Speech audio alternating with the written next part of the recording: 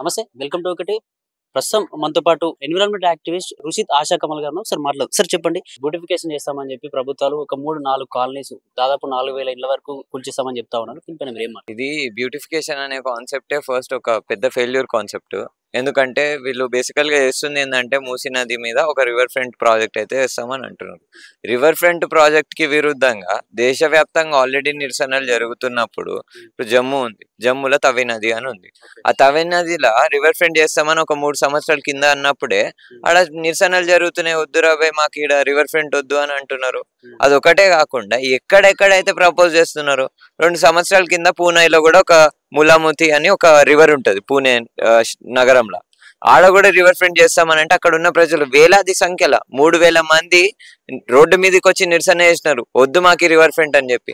మరి ఇట్లా ప్రజలందరూ విరుద్ధంగా ఉన్న ఒక మోడల్ ఆఫ్ డెవలప్మెంట్ కి ప్రజలందరూ దేశవ్యాప్తంగా వద్దురా మాకి రివర్ ఫ్రంట్ అని అంటున్నప్పుడు ఎందుకు మన తెలంగాణ ప్రభుత్వం ప్రజా వ్యతిరేక అంశాలను తీసుకొస్తుంది, ప్రజా వ్యతిరేక మోడల్ని తీసుకొచ్చి తెలంగాణకు అప్లై చేస్తుంది?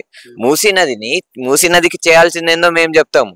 మూసీ నది ఎక్కడైతే షురు అవుతుందో అనంతగిరిలో, అక్కడి నుంచి వాడపల్లిలో కలుస్తుంది కృష్ణా నదిలో, అక్కడి వరకు మేము ఒక డాక్యుమెంటేషన్ ట్రిప్ చేసినాం. అసలు ఏంది మూసీ నది అని అర్థం చేసుకున్నప్పుడు మేము చూసింది ఏంటంటే రైతులు ఇబ్బంది పడుతున్నాడు సూర్యాపేటలో. ఏదైతే రేవంత్ రెడ్డి చెప్తున్నాడో అన్ని మంచిగానే చెప్తున్నాడు, ఏమని నల్గొండలో ఉన్న రైతులందరూ ఇబ్బంది పడుతున్నారు చెప్పడం వరకే. ప్రాక్టికల్ గా చేసేదంతా తప్పు. ప్రాక్టికల్ గా చేసేది ఎట్లుందంటే ఒక 5th క్లాస్ బాలుడుకి ఏదైతే అండర్స్టాండింగ్ ఉంటుందో, 5th క్లాస్ బాలుడు సైన్స్ చదివితే ఏదైతే ప్రాజెక్ట్ ని క్రియేట్ చేస్తాడో దానికంటే అధ్వానంగా తయారైంది ఈయన ప్రాజెక్ట్ మోడల్. ఎందుకంటే ఈయన ఏంది బేసికల్ ఈయన ఏమంటుండు, పర్యావరణాన్ని రక్షించుకోనికే నేను ఇది చేస్తున్నా అని అంటుండు, నదిని రక్షించుకోనికే నేను ఈ ప్రాజెక్ట్ ని చేస్తున్నా. నదిని ఎట్లా రక్షిస్తావు నువ్వు? రేవంత్ రెడ్డి గారు మీరే కాకుండా మీతో కూర్చున్న సైంటిస్టులు ఎవరో వాళ్ళని నేను ఒక ప్రశ్న అడగాలనుకుంటున్నా. పర్యావరణానికి కాంక్రీట్ కి ఎంత దూరము? రివర్ ఫ్రంట్ అంటే కాంక్రీట్ వేసి స్టీల్ వేసి నువ్వు ఒక కట్టడం కడతావు. ఒక కట్టడానికి పర్యావరణానికి చాలా తేడా ఉంది. పర్యావరణం అంటే అక్కడ చెట్లు పెరుగుతాయి, పర్యావరణం అంటే అక్కడున్న నేల పెరుగుతుంది, అక్కడున్న నేలలో చాలా డైవర్సిటీ ఉంటది, ఈకాలజీ గ్రో అవుతుంది, నీళ్లు ప్యూర్గా ఉంటాయి, దాని లోపల చేపలు తిరుగుతాయి. ఇది పర్యావరణం అంటే. నువ్వు సైన్స్ క్లాస్ స్కిప్ చేసినావా ఇట్లా? ఎందుకంటే కాంక్రీట్ కట్టడం కాదు పర్యావరణం అంటే. కాంక్రీట్ కట్టడం ఉంటే అది నది కాదు, కాంక్రీట్ కట్టడం ఉంటే అది ట్యాంకు. ఇది మర్చిపోకు, మళ్ళీ చెప్పాల్సి వస్తుంది. ఇప్పుడు 19 ఏళ్ళు ఉంది నాకు, నేను కాదు ఇప్పుడు 12 ఏళ్ళు. ఈ కాలనీలో శ్రీరామ్ నగర్ కాలనీలో చిన్న పిల్లలు ఉంటారు, వాళ్ళకున్న అండర్స్టాండింగ్ కూడా లేదు నీకు. రేవంత్ రెడ్డి గారు కాదు, మీతోనున్న సైంటిస్టులని అంటున్నా నేను, మీతోనున్న ఎవరైతే ఎన్వైరన్మెంటలిస్టులు ఉన్నారో వాళ్ళకి చెప్తున్నా నేను, ఈకాలజీ ఈజ్ నాట్ కాంక్రీట్. పర్యావరణం అంటే కాంక్రీట్ వేయడం కాదు, నది అంటే కాంక్రీట్ వేయడం కాదు, నది తీరం అంటే కాంక్రీట్ వేసి నదిని రక్షించడం కాదు. నది తీరాన్ని రక్షించుకోవాలంటే, నదిని రక్షించుకోవాలంటే, నది లోపల ఉన్న నీళ్ళని రక్షించుకోవాలంటే లోపల ఈకాలజీ పెరగాలి, అంటే ఉన్న నీళ్ళని ప్రాపర్ గా చూసుకోవాలి. పొల్యూషన్ ని లోపలికి పోనివద్దు అంటే ఎవరు చేయాలి ఆ పని? ఇప్పుడు శానిటేషన్ అని ఉంది మన ఏంది కాన్స్టిట్యూషన్ లో మనం రాసుకున్నాం, ఏమని union list, concurrent list, state list అని రాసుకున్నాం. దాంట్లో రాష్ట్ర ప్రభుత్వం బాధ్యత ఉంది కదా, శానిటేషన్ ని చూసుకోవాల్సిన బాధ్యత. మరి అసొంటప్పుడు రాష్ట్ర ప్రభుత్వం ఎందుకు పట్టించుకోలేదు ఇన్నటి వరకు? మీరు అంటున్నారు మొత్తం బస్తీలన్నీ పొల్యూషన్ చేస్తున్నాయి, కాలనీలన్నీ మొత్తం పొల్యూషన్ మొత్తం నదిలో కలుపుతున్నాయి అన్నాడు. మరి ఇన్ని సంవత్సరాలకి వెళ్ళి ఈ లోకల్ బాడీస్ చేసినది ఏంది?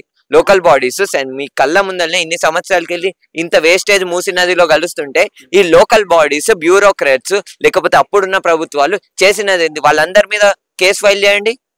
ఎవరు అప్రూవ్ చేసింది ఎవరు? అసలు ఇక్కడ ఇల్లులను అప్రూవ్ చేసింది ఎవరు? వాళ్ళ మీద లాస్ ఇచ్చేయండి, వాళ్ళ మీద కేసులు ఫైల్ చేయండి. అసలు లేఅవుట్ వేసింది ఎవరు? హుడా ఎవరు? హెచ్ఎండి ఎవరు? లేఅవుట్ చేసింది ఎవరు? ఇక్కడున్న ప్రజలు అకౌంటబులా? ఇక్కడున్న ప్రజలు ఒక 15 సంవత్సరాలు ఒక జాగాలో బతికిన దాని తర్వాత, ఇక్కడున్న చిన్న పిల్లలు స్కూల్లోకి పోయిన దాని తర్వాత, ఇక్కడ మొత్తం వాళ్ళు పుట్టిన ఇల్లుగా దీన్ని అర్థం చేసుకున్న దాని తర్వాత, చూసుకున్న దాని తర్వాత నువ్వు సడన్ గా వచ్చేసి ఇల్లు ఖాళీ చేసి మురికి నీటి వల్ల హెల్త్ ఇష్యూస్ వచ్చే ప్రమాదం ఉందని చెప్పి ఇలా చేస్తున్నామని చెప్తా ఉన్నది. ఎవరు హెల్త్ ఇష్యూస్ వచ్చిన వాళ్ళతో నేను మాట్లాడినా.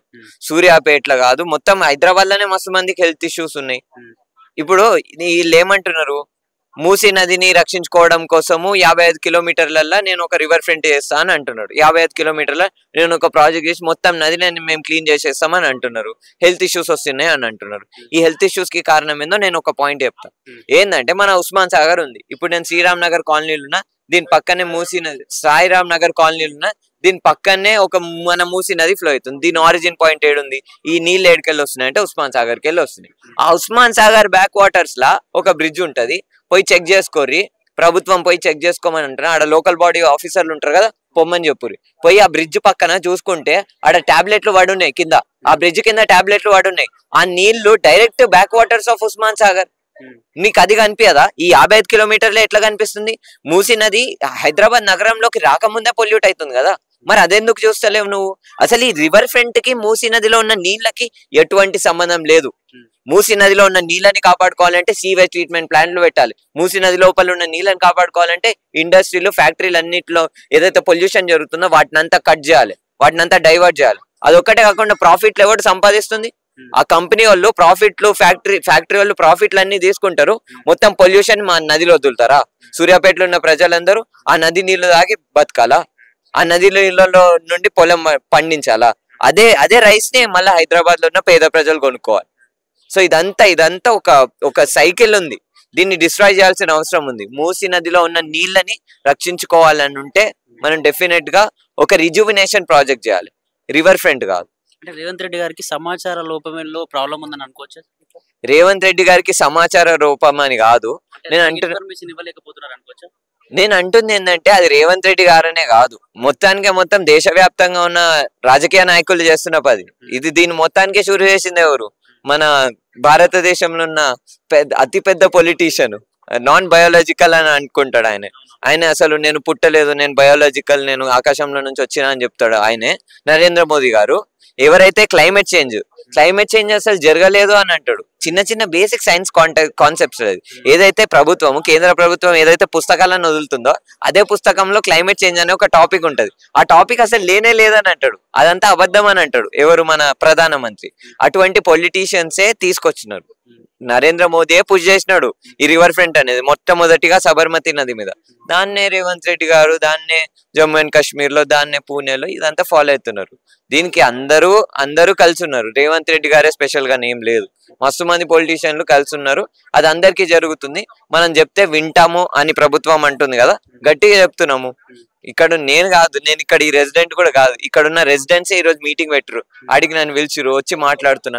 రెసిడెంట్ల మాట విను, ప్రజల మాట విను అని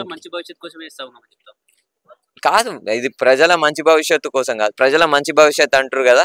నేను ఇప్పుడు గాలి పీల్చుకుంటున్నా, ఇక్కడ హైదరాబాద్ నగరంలో నేను గాలి పీల్చుకుంటున్నా. ఈ గాలిని శుద్ధి చేయాల్సిన అవసరం ఉంది, ఎందుకంటే ఇది గాలి కాదు. 1.9 సిగరెట్స్ నేను ప్రతిరోజు పీల్చుకుంటున్నా అంటే వారానికి 13 సిగరెట్లు తాగుతున్నట్టు ఈ గాలి. మరి గాలిని ఎందుకు శుద్ధి చేయదు ప్రభుత్వము? రివర్ ని కాపాడడానికి అని అంటే మొత్తం రివర్ నే కాలుష్యం చేసే ప్రాసెస్ అది. సో అదంతా ఒక ఫాల్స్ ఇన్ఫర్మేషన్. చివరగా ఈ పునర్జీవనం గురించి, నది గురించి చివరగా మీరు రేవంత్ రెడ్డి గారికి ఏం చెప్పాలి? రేవంత్ రెడ్డి గారికి కానివ్వండి, లేకపోతే మొత్తం ప్రభుత్వానికి, ఇంకా దేశవ్యాప్తంగా ఉన్న పొలిటీషియన్స్ అందరికి నేను ఒకటే చెప్పాలని అనుకుంటున్నాను. మీరు పర్యావరణాన్ని రక్షించుకోవడం కోసము చాలా పనులు చేస్తున్నారు అని చెప్పుకొని తిరుగుతున్నారు, కానీ మీరు అది చేయట్లేదు. ఇప్పుడు మూసీ నదిని కాపాడడానికి నేను ఈ ప్రాజెక్ట్ చేస్తున్నా అని చెప్తున్న రేవంత్ రెడ్డి గారు, లేకపోతే కాంగ్రెస్ ప్రభుత్వం తెలంగాణ రాష్ట్రంలో మీరు చేస్తున్నది, ఒకవేళ ఈ రివర్ ఫ్రంట్ అప్రూవ్ అయినా కానీ అది మూసీ నదిని రక్షించదు, మూసీ నదిని నాశనం చేస్తుంది. మూసీ నది లోపల టన్స్ ఆఫ్ కాంక్రీట్ వేస్తున్నారు, మీరు సిమెంట్ వేస్తున్నారు. అది అర్థం చేసుకోర్రి. మీరు వేరే విధంగా ఈ మూసీ నది మీద రిజువినేషన్ చేయాలి, మూసీ నది పునర్జీవనం చేయాలంటే ఈ విధంగా కాదు, కాంక్రీట్ వేసి కాదు, వేరే విధంగా చేయాలని నేను అంటున్నా, డిమాండ్ చేస్తున్నా.